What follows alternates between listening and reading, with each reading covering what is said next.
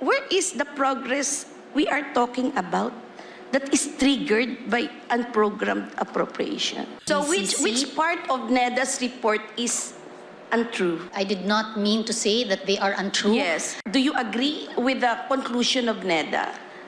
Yes, Your Honor. So you agree that there is a flaw, a serious flaw, in moving programmed to unprogrammed? Yes, Your Honor. Yes. So the NEDA continues to study and maybe make the recommendations to Yes. their principal. Good luck to NEDA.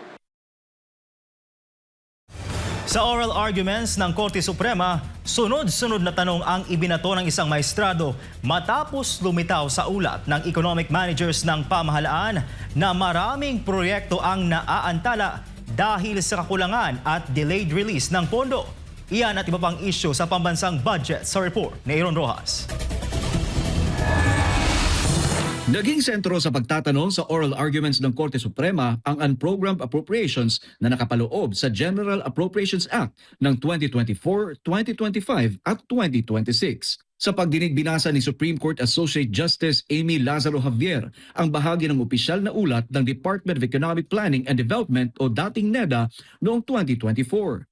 Ayon sa ulat, kabilang sa mga paulit-ulit na problema sa mga foreign assisted projects ang kakulangan, hindi sapat na alokasyon at delayed release ng counterpart funding mula sa gobyerno. With this report of our own economic managers, DepDev, the former NEDA, what flexibility are we talking about here?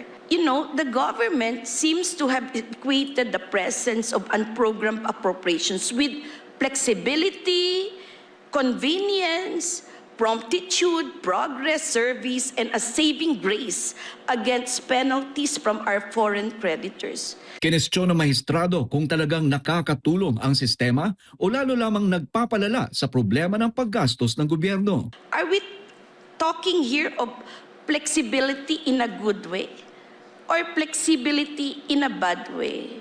Flexibility that triggers increased budget deficit, increased penalties from our foreign creditors, bad credit standing of our country, and more foreign and domestic debts.